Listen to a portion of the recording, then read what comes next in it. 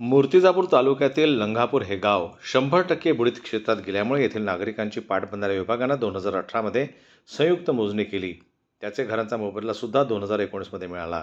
परंतु मोजणी झाल्यानंतर अचानकपणे 15 ते 18 नागरिकांचे घरांची मोजणी करून सुद्धा त्यांची खुली जागा दर्शवण्यात आली। त्यामुळे त्यांना शासनाचे 8 लाख अनुदानापासून वंचित करण्यात आलं। त्यानंतर अनेक तक्रारी दिल्या। तत्कालीन जिल्हाधिकारी यांनी त्रिसदस्यीय समिती नेमली आणि अहवाल मागितला व तत्कालीन भूसंपादन अधिकारी अभयसिंग मोहिते, उपजिल्हाधिकारी शेलार, कार्यकारी अभियंता श्रीमती मानकर यांच्या समितीने प्रकल्प बाधितांना सादर केलेले त्यांचेच मोजणीचे अहवाल पुरावे म्हणून सादर केले, परंतु ते त्याने स्वीकारले नाहीत। विशेष म्हणजे मोजणी करताना व्हिडिओ शूटिंग सुद्धा घेण्यात आली होती। त्यामध्ये घराचे पक्के बांधकाम होते हे सिद्ध होते, परंतु एकही अधिकारी ऐकायला तयार नव्हते।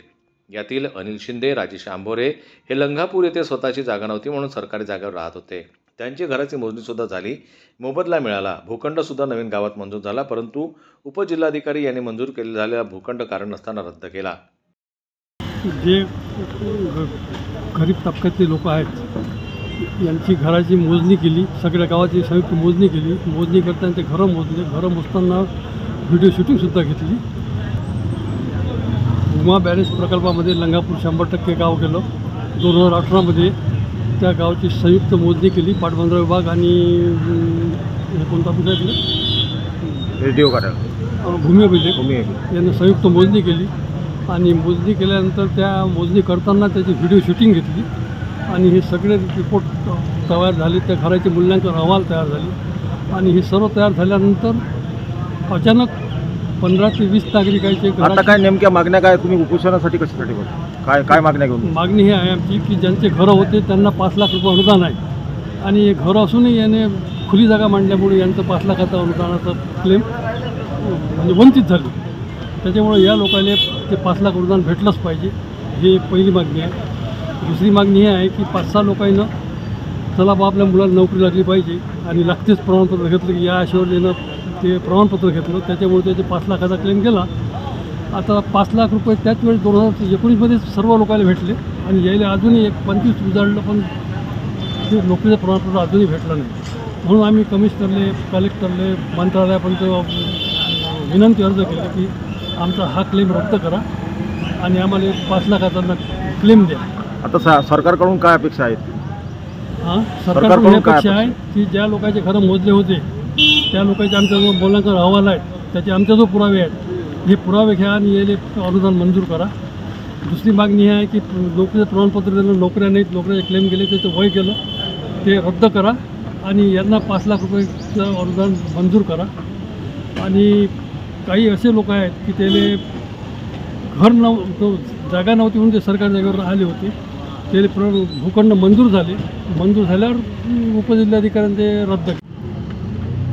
2018 मध्ये मीटिंगनुसार हे बोलले होते माझ्यासोबत साहेब की बुवा तुमच्या घरात कोणी शिक्षणवाला असेल तर माझा मुलगा शिक्षणवाला होता, यानुसार तुम्हाला 5 लाख रुपये पाहिजे का प्रमाणपत्र पाहिजे? मी म्हटलं बा सर मला प्रमाणपत्र हवे आहे, यानुसार माझ्या मुलासाठी मी प्रमाणपत्र आज 2024-25 झालं, पण माझ्या घरापर्यंत प्रमाणपत्र पोचलं नाही ना, 5 लाख रुपये पण मिळाले नाही। तुम्हाला प्रकल्पग्रस्ताचं प्रमाणपत्र मिळालं नाही का? नाही। मग आज उपोषणाला बसले ते काय, कोणत्या मागणीसाठी तुम्ही तेच मागणी आहे की बाबा माझे प्रकल्पग्रस्ताचे प्रमाणपत्र मिळावं, नाही तर मला 5 लाख रुपये मिळावं। प्रकल्प बाधितांची 9 जानेवारी रोजी उपविभागीय अधिकारी यांच्या दालनात बैठक आयोजित करण्यात आली होती, परंतु यामध्ये कुठलाही तोडगा निघाला नाही। प्रकल्प बाधितांची घरे मोजणी करून आम्ही मोजलीच नाहीत यावर पाटबंधारे विभाग ठाम आहे। त्यांचेच घराचे मोजणीचे अहवाल आता त्यांनाच मान्य नाहीत, तेव्हा यावेळी त्यांनी खोटे अहवाल तयार केले होते काय, हा प्रश्न आता निर्माण झालेला आहे। त्याकरता 25 जानेवारीपासून लंघापूर येथील 19 प्रकल्पग्रस्तांनी बेमुदत उपोषण सुरू केलं आहे। शासनाच्या काही अधिकाऱ्यांच्या चुकीच्या धोरणामुळे ही पाळी उपोषणकर्त्यांवर आली आहे।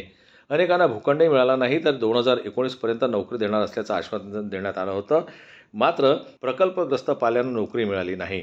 रवींद्र रामराव पाचडे, पुष्पा महेंद्र बाजड, गौतम उत्तम वरघट यांच्या नेतृत्वात सुरू असलेल्या बेमुदत उपोषणकर्त्यांनी नवीन पुनर्वसनासाठी भूखंड मंजूर करण्यात यावा, नियमानुसार मोबदला अथवा नोकरी द्यावी अशा विविध मागण्यांचे निवेदन मुख्यमंत्र्यांना दिलेलं आहे।